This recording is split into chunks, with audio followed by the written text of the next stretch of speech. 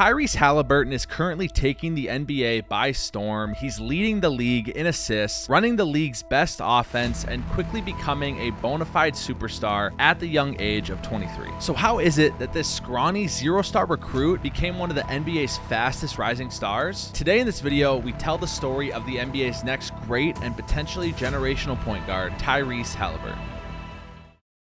Heralding from a smaller town in the Midwest with a population of 66,000 people, Tyrese didn't receive a Power 5 scholarship offer until the summer before his senior year. And although he had a huge love for basketball at a very young age, playing in the NBA never seemed to be something that was that tangible. But it was his dream, and he never stopped believing. As he got to high school, he was starting to receive small offers from mid-major schools, and at 16, he had decided he was going to go to Northern Iowa, a mid-major college in the Missouri Valley Conference. He wanted to conquer this thing called greatness as a young kid. Tyrese was never one to play on big AAU teams. He just play on his local team with his buddies. And so because of this, he never really received a lot of national interest. According to ESPN, he was a 3-star recruit, but according to Tyrese's own words on Paul George's podcast, I was no star. I was supposed to redshirt. Then I ended up starting game 2, and the next thing I know, middle of the game, they're like, it's a 3-star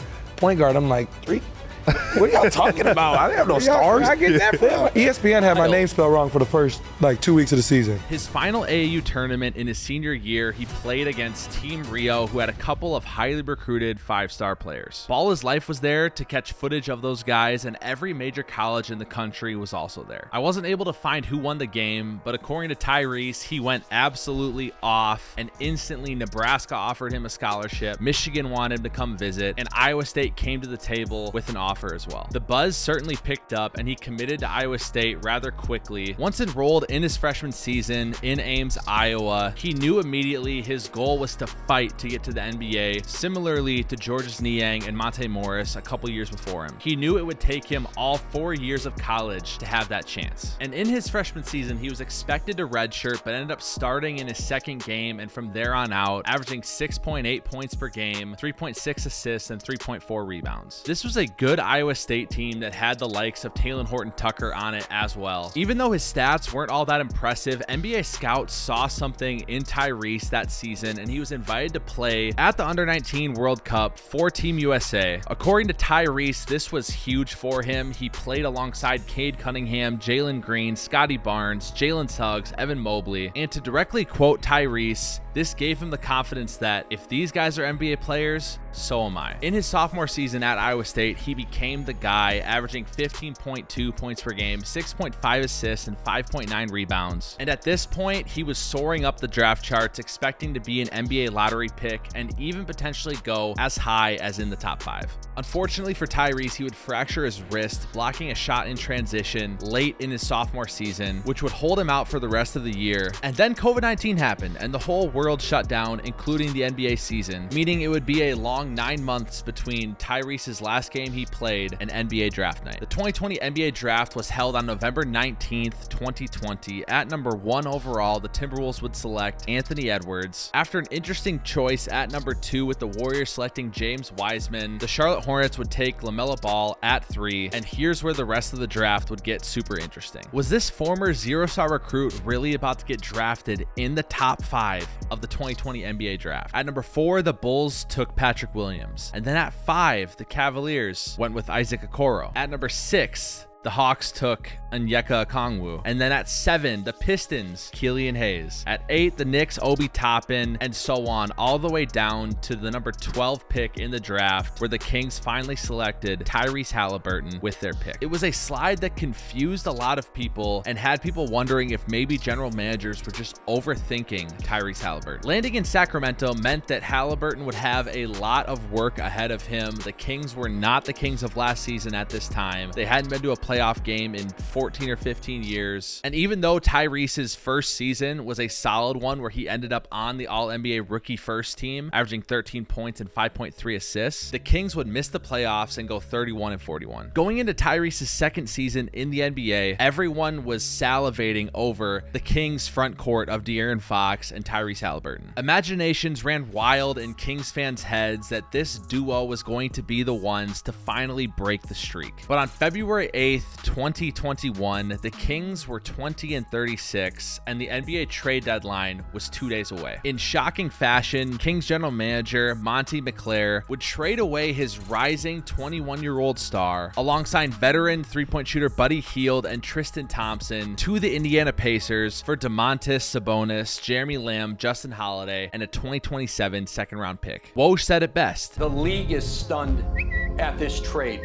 If they knew they could have traded for Tyrese Haliburton, they would have been knocking at the door. Everyone thought he was untouchable. And so did Tyrese. He found out he was going to be traded about 30 minutes before the Kings GM called him and said the deal is done. This trade really rocked Tyrese to his core, stating, "I really was all in on Sacramento. And I wasn't shy about it. I would tell people straight up, I want to be the next C-Webb for this city." That was my whole mindset. I wanted to become one of those players who got drafted somewhere and built a legacy on and off the court. I wanted to become someone the people of Sacramento knew was in their corner. At the end of the day, the Kings believed internally that Fox and Haliburton were never going to be maximized working together, and so instead they decided to trade Haliburton for a fringe all-star big man in Sabonis that they thought would be a better fit for their future. As shocking as this trade was at the time, we can't fully knock the Kings too much for it because we're sitting here in 2023 and the Kings just finished as the 3rd seed in the Western Conference last year, breaking the longest playoff drought in NBA history of 16 years. But even so, it's still shocking to see a second-year ascending superstar get traded like that. It doesn't happen in the NBA very often at all. But if there was any silver lining in all of this, it was that the Indiana Pacers were now Tyrese Haliburton's team. Indiana went and got him. This was their guy. This Midwest kid was back in the Midwest, and it was now his time to shine and have the opportunity to bring the Indiana Pacers back to its Reggie Miller days. There is one thing Tyrese said after this trade about Indiana that I thought was super powerful. You know, I loved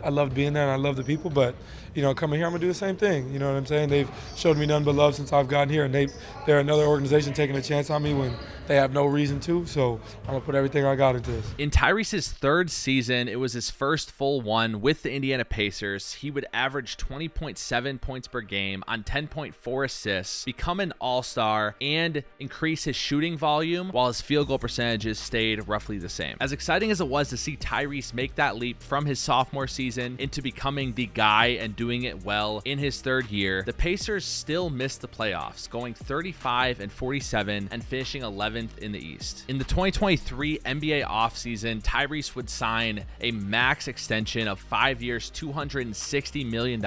And with that extension, the Pacers front office put their money where their mouth was, stating that this is our guy and he is going to lead this team for the next decade. Which leads us to the beginning of this NBA season, where quite frankly, Tyrese Haliburton is making the superstar leap before our very eyes. He's currently leading the NBA in assists with 12.3 per game. He's averaging 25 points per game, which is a 5-point jump from last season, all the while shooting 52% from the field and 46% from 3 on over 8 attempts per game. But the most impressive thing to me is the Pacers are 8-6, and they currently have the best offensive rating in the NBA, and it's not particularly close, sitting atop at a 122.7 offensive rating, with the Hawks in second at 119.5. They're also scoring a league best 128 points per game. And I know we're only 14 games into the season, but the league record for points per game is held by the 1982 Nuggets with 126.5. And speaking of the Atlanta Hawks, the Pacers just played them a couple days ago and beat them 157-152. Tyrese had 37 points and 16 assists, all the while locking the Pacers into a spot in the quarterfinals of the NBA in-season tournament in Las Vegas. I'm recording this video on Thanksgiving, and just last night, the Pacers played the Raptors, and Tyrese again had 30 plus points and 16 plus assists, making him the second player ever to do so and the first since Tiny Archibald did in 1972. He truly is one of the most fun players to watch in this league. His sheer playmaking and ability to create shots, create space, and get his teammates the ball when and where they need it is an extremely rare trait to have in today's NBA. Currently, right now, he's number 4 on the basketball Basketball Reference MVP tracker. Like I said earlier, he's currently averaging 25.3 points per game and 12.3 assists. It's early, but if he keeps this up, he would be the first player in NBA history to do so, with the next closest being Magic Johnson scoring 23.9 points per game and 12.2 assists in 1987. So I guess you can say I am all aboard the Tyrese Haliburton train. I spent a lot of research doing this video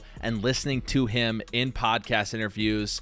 He's just such a likable guy and such a down-to-earth person. It couldn't have happened to a better human being, and I'm so excited to see him absolutely ball out for the Indiana Pacers for years to come. If you enjoyed this video, check out the video I just did on what the NBA looked like 12 years ago. Thanks for watching, and as always, we'll see you on the hardwood.